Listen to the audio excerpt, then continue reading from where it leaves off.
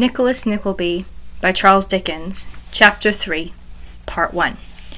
Mr. Ralph Nickleby receives sad tidings of his brother, but bears up nobly against the intelligence communicated to him.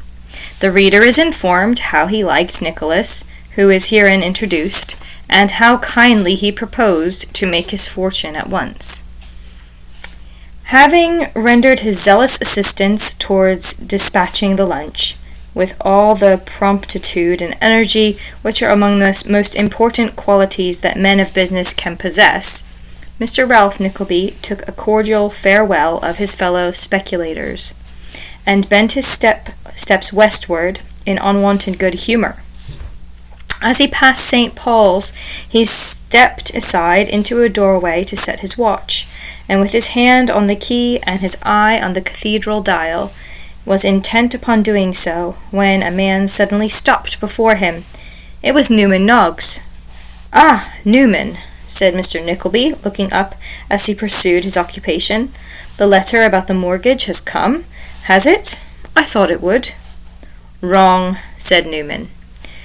"What, and nobody called respecting it?" inquired Mr. Nickleby, pausing. Noggs shook his head. "What has come, then?" inquired Mr. Nickleby. "I have," said Newman. "What else?" demanded the master, sternly. "This," said Newman, drawing a sealed letter slowly from his pocket. "Postmark Strand, black wax, black border, woman's hand, C.N., in the corner." "Black wax," said Mr. Nickleby, glancing at the letter. "I know something of that hand, too. Newman, I shouldn't be surprised if my brother were dead." "I don't think you would," said Newman quietly. "Why not, sir?" demanded Mr. Nickleby. "You never are surprised," replied Newman, "that's all." Mr. Nickleby snatched the letter from his assistant, and fixing a cold look upon him, opened, read it, put it in his pocket, and having now hit the time to a second, began winding up his watch. "It is as I expected, Newman," said Mr. Nickleby, while he was thus engaged. "He is dead." "Dear me! Well, that's a sudden thing.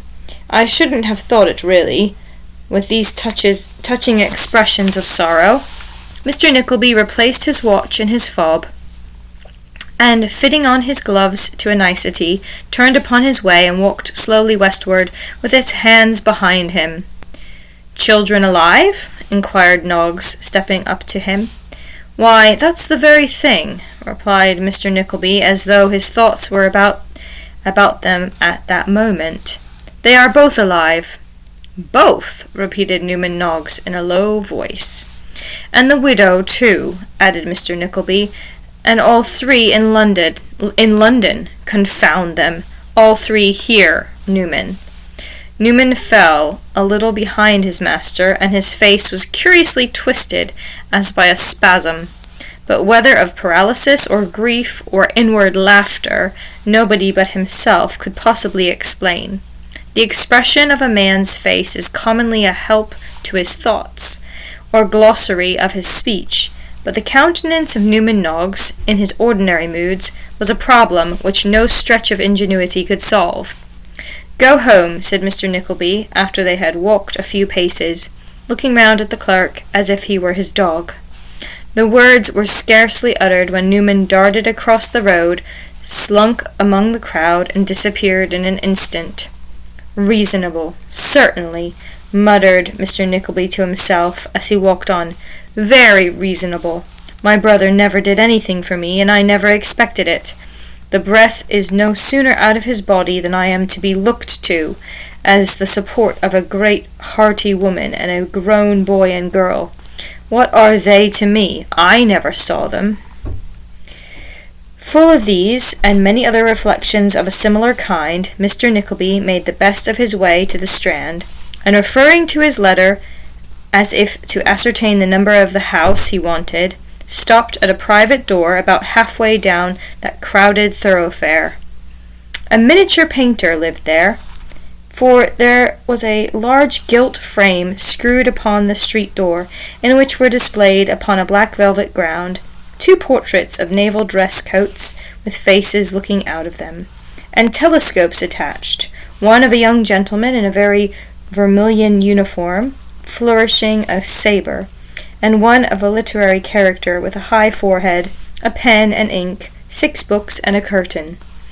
There was, moreover, a touching representation of a young lady reading a manuscript in an unfathomable forest, and a charming whole length of a large-headed little boy sitting on a stool with his legs foreshortened to the size of salt spoons.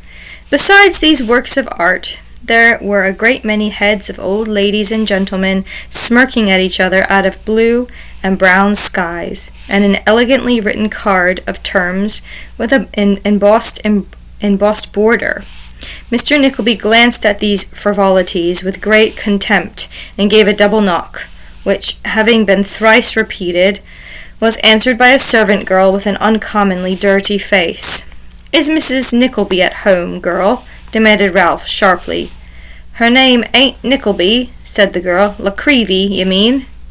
Mr. Nickleby looked very indignant at the handmaid on being thus corrected, and demanded with much asperity what she meant, which she was about to state, when a female voice, proceeding from a perpendicular staircase at the end of the passage, inquired who was wanted.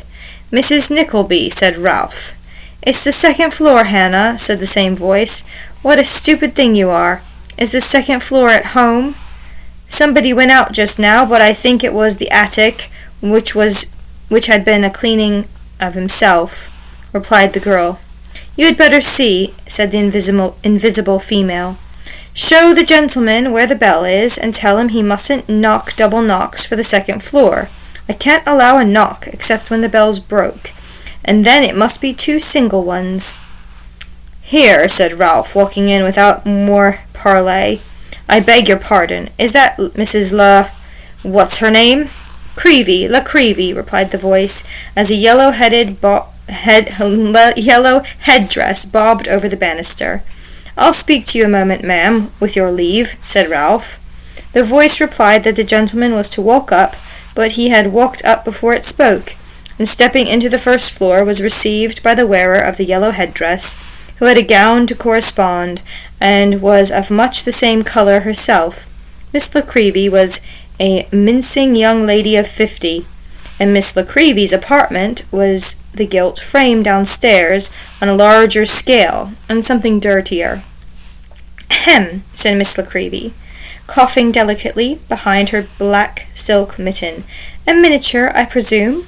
A very strongly marked countenance for the purpose, sir. Have you ever sat before?" "You mistake my purpose, I see, ma'am," replied Mr. Nickleby, in his usual blunt fashion. "I have no money to throw away on miniatures, ma'am, and nobody to give one to, thank God, if I had. Seeing you on the stairs, I wanted to ask a question of you about some lodgers here." Miss Nickleby coughed once more. This cough was to conceal her disappointment, and said, "Oh, indeed." "I infer from what you said to your servant that the floor above belongs to you, ma'am," said Mr. Nickleby. "Yes, it did," Miss Nickleby replied. "The upper part of the house belonged to her, and as she had no necessity for the 2nd floor rooms just then, she was in the habit of letting them. Indeed, there was a lady from the country with her 2 children in them at the present speaking." "A widow, ma'am?" said Ralph. "Yes, she is a widow," replied the lady. "A poor widow, ma'am?" said Ralph, with a powerful emphasis on that little adjective which conveys so much. "Well, I am afraid she is poor," rejoined Miss Nickleby. "I happen to know that she is, ma'am," said Ralph. "Now, what business has a poor widow in such a house as this, ma'am?" "Very true," replied Miss Nickleby, not at all displeased with this implied compliment to the apartments. "Exceedingly true." "I know her circumstances intimately, ma'am," said Ralph. "In fact, I am a relation of the family, and I should recommend you not to keep them here, ma'am."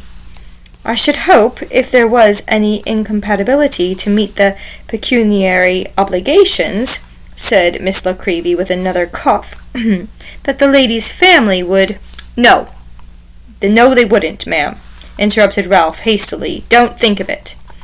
If I am to understand that, said Miss Nickleby, the case wears a very different appearance. You may understand it then, ma'am, said Ralph, and make your arrangements accordingly. I am the family, ma'am. At least I believe I am the only relation they have, and I think it right that you should know I can't support them in their extravagances. How long have they taken these lodgings for? Only from week to week, replied Miss Nickleby. Mrs. Nickleby paid for the first week in advance. Then you had better get them out of it at the end of it, said Ralph. They can't do better than go back to the country, ma'am. They are in everybody's way here. End of part 1 of chapter 3.